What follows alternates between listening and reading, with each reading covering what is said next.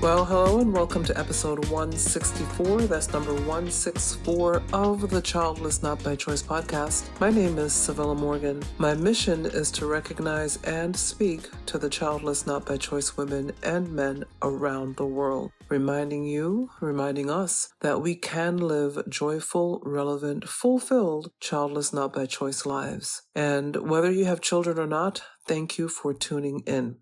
Let me say up front that I'm a little stuffed up here, but it's been so long that I've been trying to record this episode. I didn't want to put it off any longer, so please excuse the allergies because that's what it is. I literally called myself stopping one of my allergy meds. I take two. I take two allergy meds, and I stopped one just to see if I could do without it, and almost 2 weeks later, I can't. So I'm putting myself back on it. Just trying to slowly put myself back on it. Is that called titration? I think that's what it's called. So pardon my stuffiness, and thanks for tuning in. Well, today's show is about race and the medical community. I know you've heard me talk about it so many times before because it's something I had wanted to record, but things kept getting in the way, schedules, time, changes. Many of you know I'm going through a lot of changes right now. Life is changing and it's about to change some more, and more on that later, which is something I keep saying as well, but I don't want to say too much. I just have to see where things are going and let you know when I find out more. But yes, lots of changes have happened over the last few months, so that does cut into my recording schedule, but I'm going to have to actually probably pre-record several episodes between now and August, so I'm ahead a little bit of the curve. But in the meantime, this episode is about race and the medical community and how do we fix it. Before we continue on, though, I just want to, of course, take a moment to thank my Patreon contributors. Those are the contributors who give monthly. I really appreciate it. I've mentioned before that I've lost a couple patrons, so if you are thinking about becoming a patron, it would be truly appreciated. If you don't want to commit to having your credit card charged on a monthly basis, you can also contribute via PayPal at booksbycivillamorgan@gmail.com. That's booksbycivillamorgan@gmail.com. Every amount helps. It would be appreciated, and that's all I'm going to say about that. Thank you very much. And so I also want to I'm going to go over this now. There are a couple of things that I want to go over before we get started, but I hope that you're listening to the entire episode. I know in podcast land, a lot of people don't listen to the very end, and there's a way of, looking at the numbers when you're looking at your episodes to see where people stop listening. And I'm not trying to guilt you. I mean, if you're done, you're done. But if you can listen through to the entire episode, it helps. That also helps. And you know what else helps? Reviews. If you can go to Apple and post a review. I was just looking at my reviews, and I think the last one I was just looking at the website, the childlessnotbychoice.net website, looking at reviews, and it looks like the last one was a couple months ago.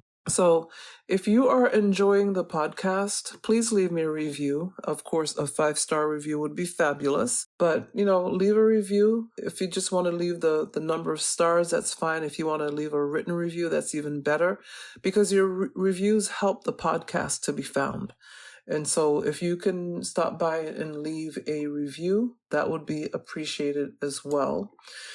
And then this is probably what I mentioned in a previous episode. I think it was the Father's Day episode that I just released, where someone from Spotify reached out to me, where I said that I could not respond on Spotify because Spotify says there's no way for a podcaster to respond directly to a question or a query. So I've got your question here. I knew I had put it in a future episode. I wasn't sure which one. You asked if I could provide an actual bio description. You already know the title, but you said, well, let me read it verbatim. It says, could you provide an actual bio description? I already know the title. I don't know what you're going to talk about precisely. It would be very helpful instead of the basic uniform text. And so I'm assuming, because I'm not like 100% sure what you mean, so I'm assuming you mean like on the intro where I say, hello, this is Civilla, episode 164, and why I started the podcast. You want to know what the podcast is about, but actually, right below my intro, I do say, what is today's show about? Like today, I said that today's show is going to be about race and the medical community and how to fix it. So if that's not what you mean, please let me know and feel free to email me, because at least I can respond via email. I can't respond in Spotify. My email address again is Civilla@CivillaMorgan.com. That's Civilla@CivillaMorgan.com. You know what? My Books by Civilla Morgan email address, that's for PayPal. But the Civilla@CivillaMorgan.com, email me and let me know if I understood you correctly. But basically, after I give my intro that I give on most episodes, I do say, what is this show about? And then I say what it's about. So like, again, today's show is race in the medical community and how to fix it. I hope that answers your question. If you're saying you need more details in the show notes, let me know. But if you read through the show notes, again, most episodes, not all of them, but most episodes, the show notes are pretty much like an outline, if not sometimes word for word, what we're talking about, even if I don't read the words word for word, because I've been told nobody wants to hear you read in earlier episodes. They want to just hear you talking. So I try not to read my notes. They're there to direct me, keep me on track, and also for you to go back and read. Hopefully that all makes sense. Long answer to a short question. But let me know if you need to clarify further, if you need me to do anything else. I appreciate you reaching out. Also, before we get started, I know I mentioned this in a previous episode. Android users, Google Podcast is going away slowly, supposedly sometime by summertime, and that you can go into your app store on your Android device and look for a podcast player app to use to listen to the podcast. You can listen on Pocket Cast is one suggestion that I heard. Remember, as a podcaster, I listen to podcasts about podcasting, and that's where we get a lot of our news. So this is what I'm understanding. You can use Pocket Cast. Again, that's in the show notes, or any podcast player app that you find in your Android store, or you can listen on YouTube, because all of my episodes are sent to YouTube as well. Also, lastly, if you are in India and you listen on Ghana, apparently they are transitioning all of the podcasts on their platform over to their app, over to the Ghana app. And so if you're searching around, if you don't listen on the app and you're like, what happened to all the podcasts? My understanding, again, from the podcasts that I listen to for podcasters, is that all of the podcasts that are on their platform are going over to the Ghana app, and so podcasts will be on the Ghana app only. Ghana as in Gaana. It's an Indian music platform, but they have a section for podcasts. I guess it's kind of like Spotify, but it's called Ghana. So be sure, if you're not seeing the podcast for whatever reason, that you're using the app. There ends my announcements. So I want to start out by telling you an experience I had when I had my hysterectomy. And I can't say for sure why things happened like this. You never really know when it comes to race and racism and bias and all of that. You're not always 100% sure what's going on. You know, you can catch a vibe, as we say these days. You get a feeling, you know, and I always say, go with your gut. I always say that, and I will always say it. If you're feeling something, go with it. Don't ignore it. If you can address it safely, do so. If you can't, just keep your eyes open and just don't ignore how you feel. Don't let others tell you how to feel. Don't let people gaslight you. All of those things that we know that we're hearing more about these days, you know, on the psychological plane that we've all been on since COVID. So just go with your gut. But my hysterectomy happened in 2011, long before COVID. But I think we're just more in tune now as people, human beings, post-COVID. So in 2011, I had my hysterectomy after waiting for 10 years, trying to buy time, trying to wait for Mr. Right to come along. By 2011, November of 2011, I had it. I had a huge accident at work. And this may be a little graphic, so if you have people listening that don't want to hear anything graphic, this is like your warning, I guess, to wait. until another time to continue, but it's going to be a little bit graphic just for these couple of minutes here. But I had been having for years horrible, horrible accidents. I had had a myomectomy in 2001, I believe. And myomectomy, for those who don't know, is when they go in and remove fibroids from the uterus.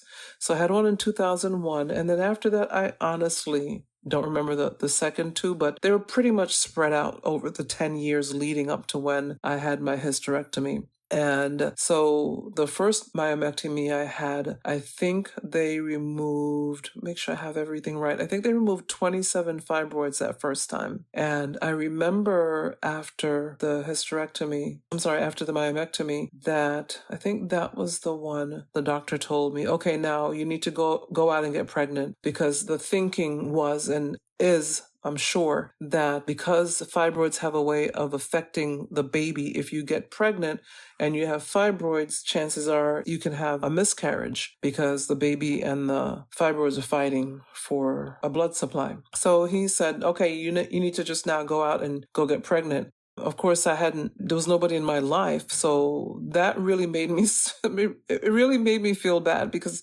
it was like, there's nothing I can do about this.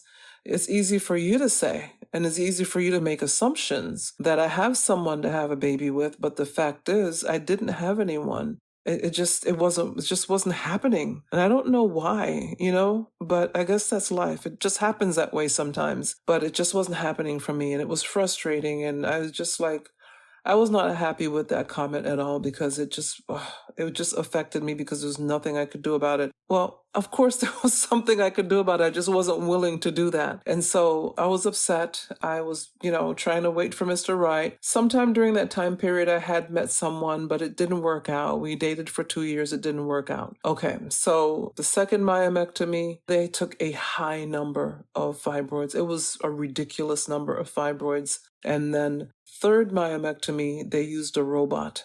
And that was absolutely a waste of time. It was useless, because after about 4 hours, they brought me back out and told me that they weren't even able to get to my uterus because there was so much scar tissue in the way. That was a downer for me. That hit me really hard. So that was the third myomectomy, and I have the scars to prove it on my tummy. But back to the accidents. The accidents were getting worse. So we're in November of 2011. I had just had a terrible, terrible accident at work. Things were so bad that I was having to change things about every hour. That's how bad things got. Every hour. So I had to bring supplies with me to work and make sure that I made the changes every hour, or there was going to be an accident. But during this time, this accident that I had in November of 2011, which I will never forget, I was having a meeting, and I was actually running the meeting. So we were just about done, and it was just about an hour. And I'm like, I was just like, in my mind, I was like, thank God I made it, because it's about time for me to go change. And just then, it's like somebody opened a pipe. I guess some people call it a spigot. I don't know. But it was a pipe. It's like somebody just turned on a pipe, and I could feel it just running out of my body. I told you it would be graphic. And I just sat there. I was mortified. And after everybody, I had to wait for everybody to leave. And once everybody had left and I got up, I assessed the damage. I ran to the bathroom, which fortunately was right across the hallway from the meeting room. Got myself cleaned up. I knew the whole drill, and then I had to go back and clean up where I was and everything. It was terrible. And that's when I walked outside. We worked between buildings, so there was like a little pathway between the two buildings, and I remembered walking outside, because of course I didn't want anybody to hear my business. I walked outside, and I called my OBGYN's office, and I told his secretary, please schedule me. I can't do this anymore. Oh boy, it was terrible. I felt like I was giving up on myself, but I know that after 10 years, there's no way. I had to talk myself out of the fact that I was giving up on me, or the possibility, or the opportunity. All of those things that come to your mind, but I had to be firm with myself and just tell myself I was making the right decision. Because I was. It had been 10 long years of accidents, of waiting, of dating and nothing working out. And it was terrible. So she said, okay. And she's like, are you sure? And I said, yes, I'm sure. And she said, okay, well, let's see if we can get you scheduled for December. Let me look at his schedule and I'll let you know. And so I got in for December. And I remember sitting there at the hospital that morning. My parents had come with me and my sister drove up from Tampa and they were sitting there with me. And I was just in my own world. I was like, are you doing the right thing? Are you sure? I'm just like talking to myself. And the doctor came out. He'd been my OBGYN for several years. He had done the previous myomectomy before the robot one. And he prayed with us, which kind of surprised me because I didn't know he was a praying person. But he told me that I was doing the right thing. He was very encouraging. He was a great doctor. And so I had the hysterectomy and that night, they kept me for 2 days, but they had to end up keeping me longer after what I'm about to tell you happened. So it might have been night 1 or night 2. I was able to get up, although I had staples. They had stapled the wound back.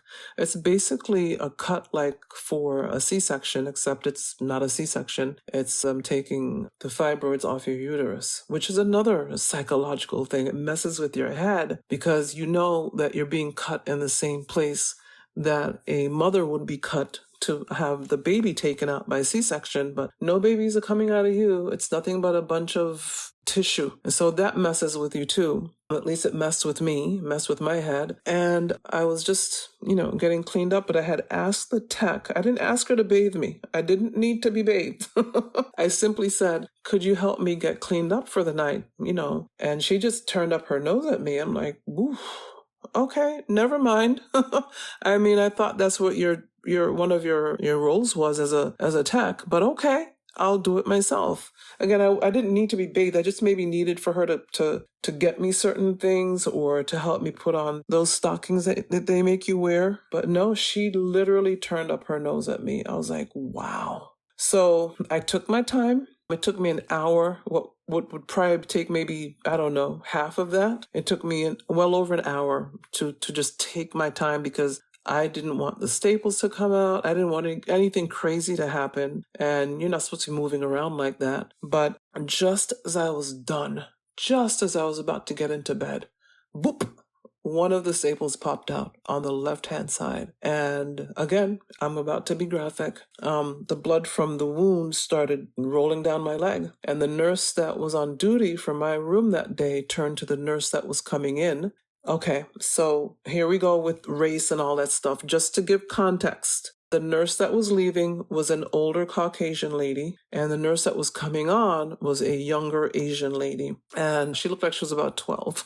She was so young looking. I'm like, oh my gosh, this is going to be my nurse. I was nervous because I'm like, how much does she know? Because I'm thinking the other older lady, and it could have been quite the opposite. The other lady may have gotten her degree a year ago, and this younger nurse could have been a nurse for 10 years, but she looked so young. But I was like, okay, whatever. But what got me was the nurse that was leaving turned the nurse that was coming in and she said, this is yours. I'm leaving. And she left. I never saw her again. I'm like, and they're saying all of this in front of me. And I'm like, wow. So the other reason I was upset at the nurse that came on duty was for this reason. Now I'm in bed. The wound is open and they're trying to figure out how to stop the bleeding. And I'm thinking, you guys should not be trying to figure out how to stop the bleeding. But the tech that came on duty told her, again, sorry, but it's about to be graphic. I guess we can call it a graphic episode. But the tech tells the nurse to push some gauze into my wound to keep it from bleeding. And I'm like, can you please call my doctor? And they're like, we're trying to reach him, but he's not responding. This went on all night. And finally, somewhere during the night, I told her, take the gauze out. It was so painful. And she's like, what are you talking? I'm like, at this point, I'm raising my voice. I said, take the gauze out now because it was so much pain. And so they finally did it. But I was like, did this nurse just listen to her tech?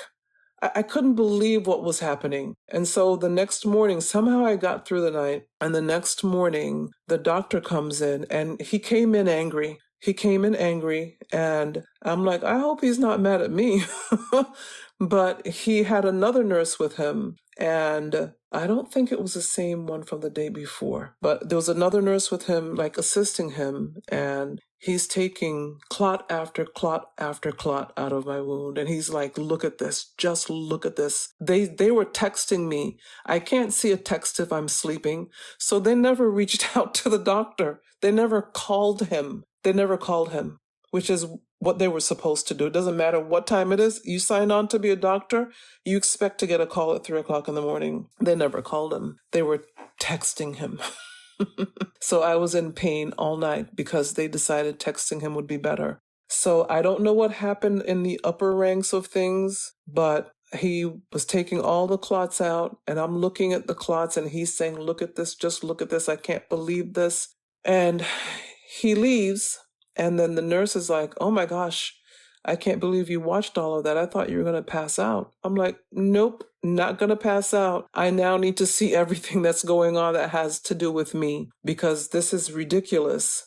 And so he comes back a little bit later and he's like, Civilla, I am so sorry, but I cannot sew this wound back up. I'm going to have to get wound care to come in. And that's how I ended up staying an extra day or two, because they couldn't let me go with an open wound. So wound care came in, and they attached this hose to the wound, and they taped it over with clear tape. And then they attached the other end of the tube to an evening bag sized box. And I will never forget the sound of that box for the rest of my life. It's actually triggering me right now, and I'm not going to make the sound, but anyone who's been on wound care knows what that sound is. The sound of that little machine just, I guess, sucking out the impurities from the wound. And it was the size of an evening bag, and I just had to keep it with me because it was attached to the hose. And when they finally released me to go home, they had to send a visiting nurse to the house a couple of times a week for a couple of weeks.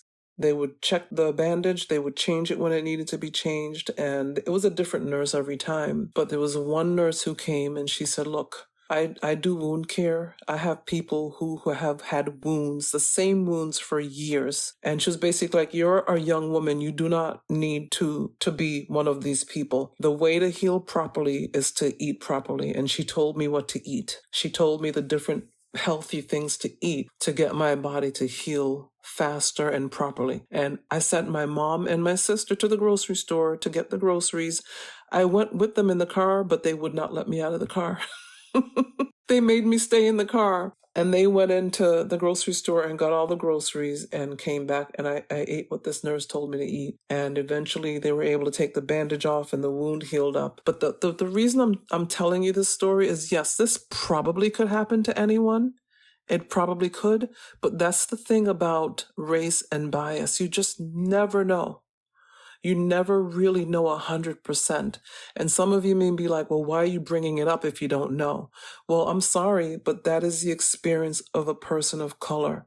We just never know if the treatment we're getting is because that's just how the other person treats everybody, or if it's because of the color of our skin. That may be an eye-opener for some of you, but that's the life that people of color live. If you're not a person of color, that's the life we live. We never really know. In some cases, it's blatant. It is. I mean, you know what I mean. You know the words that can be used. It can be quite blatant. But in most cases, it's not that blatant. So we never really know. I thought about filing suit. I really did. And I look back on it all these years later, and I still feel like I made the right decision, although the hospital never reached out. They didn't want to be sued. That's probably why they never reached out, I imagine. But I figure if they sent me a letter, that would have been proof of what happened.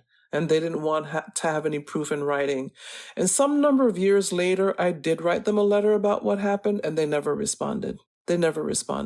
But I had to make a choice in that time between healing properly and being in a courtroom for who knows how many days, how much money would be spent, and what would be the outcome. And I just didn't feel like I was going to heal properly if I had to battle, because it would have been a battle. You're fighting a whole hospital. Because I was in my 40s in 2011, and I think I'm not good with math off the head. My dad was really good with that, but I was in my early to mid 40s. I was young enough where he didn't even do a full hysterectomy. He took my uterus out, but he didn't do the whole hysterectomy because he said he did not want me to go into early menopause, and so I was young enough for that. But I never heard from the hospital. They never responded to the letter I wrote several years later. But I didn't sue because I chose to work on my healing, my physical healing, versus suing, and I just knew that I couldn't do both. And I did not want to be going to doctor's offices and having deal with a wound care nurse for years later. I did not want any of that. I don't want it now. I don't want it now. I've already made it abundantly clear to my doctors that I will not be in their offices every week. So I don't know if they like it or not, but as we get older, that's what starts to happen, at least here in the US. We get older and then they start finding this is wrong, that's wrong. They want to put you on that medication and this medication. No, not going to happen. So that means that I have to watch what I eat and exercise and all of that kind of stuff, which I do. And so, yeah, I chose to heal, not to sue, is what happened with that situation. And I did heal. And sometimes I wonder if I should have sued, but it's a fleeting wonder because I know I did the right thing by myself. And that's what it's all about. We have to advocate for ourselves, yes, and we have to do the right things by ourselves. And sometimes it's not easy.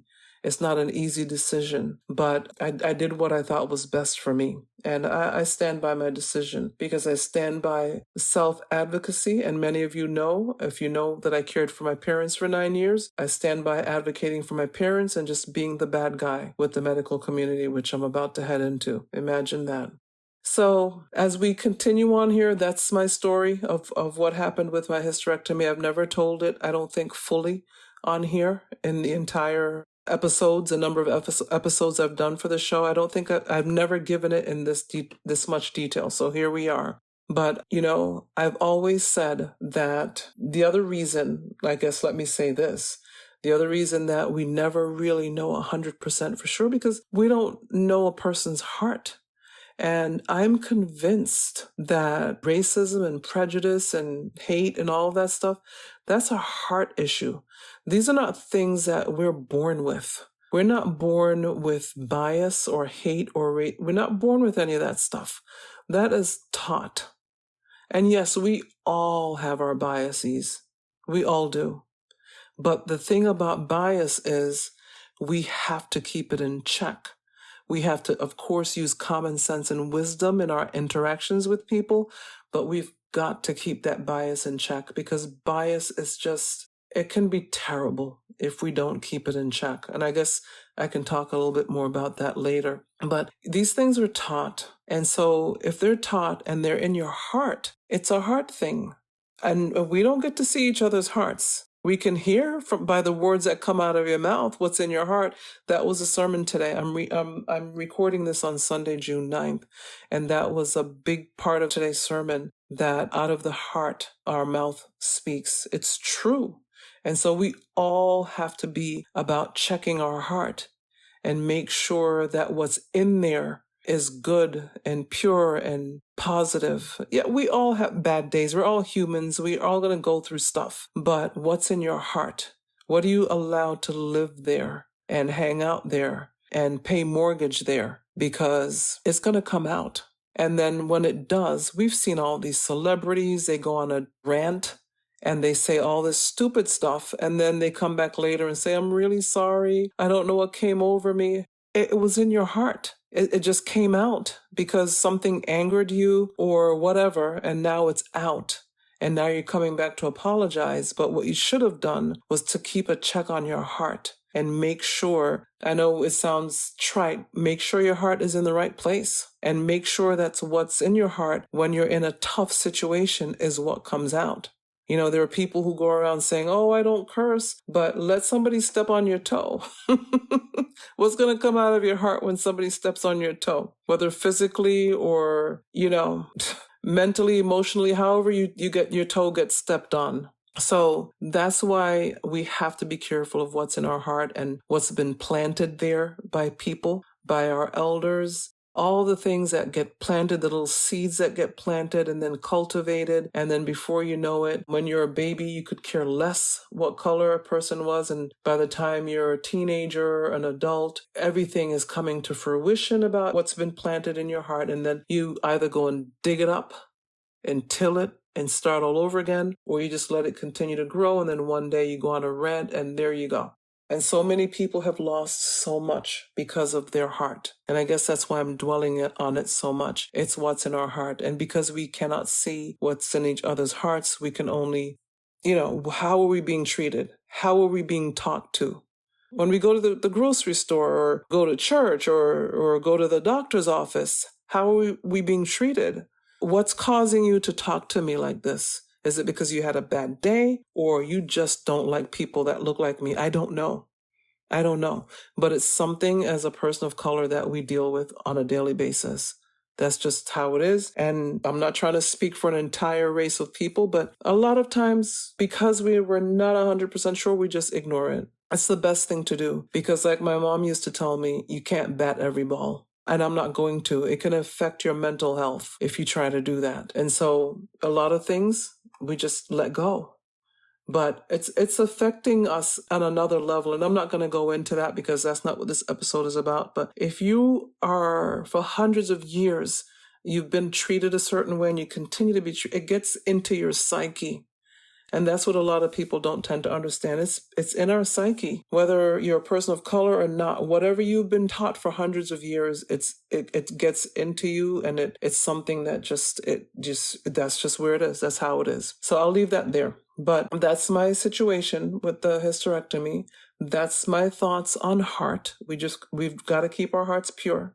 Even when we're being mistreated, even when things are not being done properly or correctly, we've got to check our hearts. If you want to write a letter, my mom used to call me the letter writer. I will write a letter to a corporation in a heartbeat, which is why it was so easy for me to write that letter several years after what happened to me at the hospital. I just felt that was the time to write the letter, but I will write a letter in a heartbeat. I have written letters to multiple corporations, and I will not name them here, but I have no problem with that.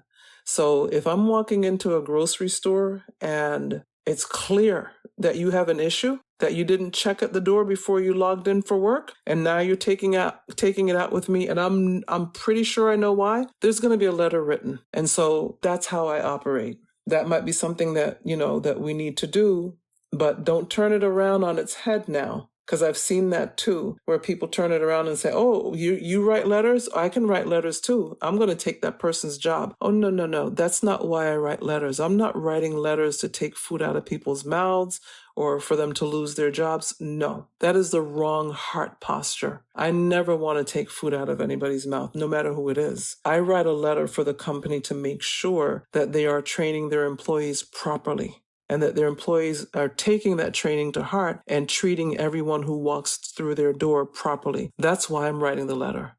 I'm not trying to get people to lose their job and have to hit the streets to look for money to pay for their mortgage or their rent or to buy groceries for their kids. Nope, I don't do that. I don't believe in that. So again, the heart. What's in your heart that's causing you to write this letter? That's what's in my heart when I write the letter. I want us to all be treated properly. And so that's me and my letter writing campaign. So the narrative, that's something I talk about a lot. There's a lot of narrative out there. There's the narrative, and I think narrative is what keeps people thinking the way they do because it's easier to just buy into the narrative. Narrative is like a bandwagon to me. It's like people like to jump on the nearest bandwagon because human nature is people want to belong.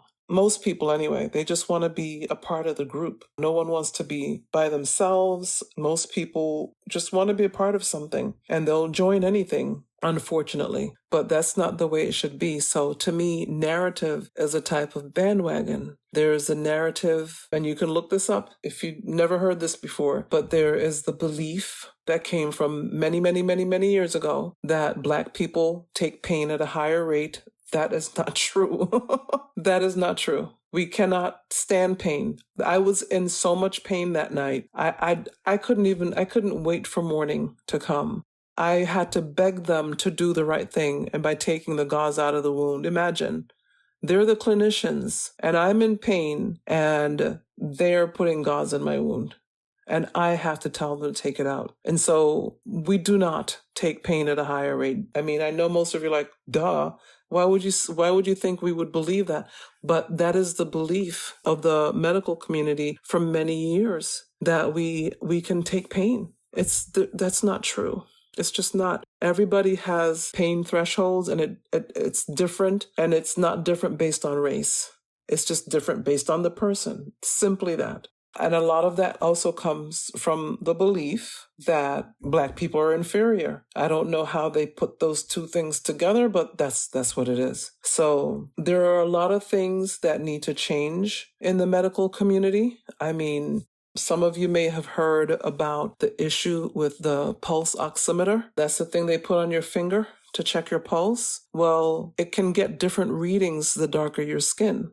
Imagine that. There are issues with kidney disease in Black people, the things that they check for, and I don't want to get too medical on you, but the levels that they check for on the kidney labs, they used to read them differently for people of color, for Black people.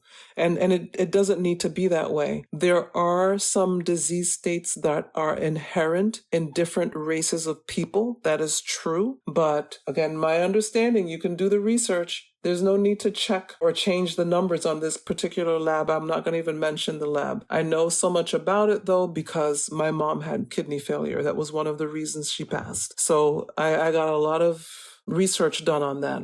But there are things, again, bias. There's a lot of bias in the medical community, and it perpetuates. And I'm thinking, I always think these people are so well educated. Why does this perpetuate? But they're human beings. They are human beings who are writing these books, who are teaching these classes, and for some reason, I don't know what it is. There's a disconnect that intelligent people are teaching these classes to intelligent people who are learning to be doctors and nurses, and these things just perpetuate. Yes, there are medical issues that pertain to certain groups of people around the world, not just Black people, and kidney disease, and Black people and high blood pressure, or Black people and diabetes. There are other groups of people who have other things that are innate to their ethnic makeup. And I'm not going to go into that here either, but it's worth the research. I find it all quite interesting, to be honest, but it doesn't make us less because there are things that perpetuate in our racial group, no matter where we are from in the world. As Black people, the diaspora, we are still different. Here's another little nugget. We may all look like Black people, but depending on where in the world we're from, we may eat different foods. We have different ways of thinking. We have different behaviors. There's certain things that, as a person from the Caribbean, that it may be different from a Black person in American. It's just different. And why I'm going there, I'm not really sure. But I just want us to know that I guess at the end of the day, we are all human beings. We're all human beings. We all suffer pain. We all want to make the pain go away, whether it's emotional or physical or mental or whatever the pain is. We all deal with pain. We all deal with loss. We all bleed red blood. We all want love. We want to be with our families and love our families. We all want the same things. Yes, there are some really bad people on this planet. We all know that. But they belong to all racial makeups, which, by the way, race is a social construct made up by human beings. And it started about 500 years ago. Again, do the research. But there are bad people in every racial makeup, racial construct. The average human being on this planet of 8 billion people, we all want the same thing. We want dignity. We want peace. We want to be treated properly and with respect. and we want to be heard when we go to the doctor's office, even if we don't speak the language, which can also be another issue when people are seeking treatment if they don't speak the language of wherever they are. So I'm in the US, maybe they don't speak English. We still need to be heard. We want to be heard. That's the bottom line. There's so much more I can talk and say about this. I have in my notes, a young woman invented Band-Aids that are dark. Have you ever looked at Band-Aids? What color are Band-Aids?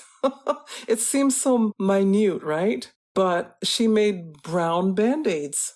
She created and invented brown Band-Aids. Now, yes, if you're bleeding and you need a Band-Aid, you grab a Band-Aid, but I just thought it was so cool that she invented these brown Band-Aids. And then there was another young woman who, this is kind of for everybody, it's not a racial thing, but it was a young Black woman. She invented these bandages that change color to show that a wound is healing. Imagine that. We talk about Black History Month for February only, but if you really take a look at the medical things that were invented by Black people, it would be like, wow. That man invented the thing for the apparatus for heart surgery, open heart surgery. I mean, all the things. So again, we just all want to be treated with respect. Just moving on here, thinking about how women of color, Black women, lose babies at a higher rate in America. Why? Why is that happening? On one of my more recent episodes, you may have heard the doctor, a young Black woman whose baby was in the NICU, and for some reason, he just wasn't breathing properly and had stopped breathing a couple times. She is an MD. She's an MD, and she couldn't get the nurses to call her doctor, the baby's doctor.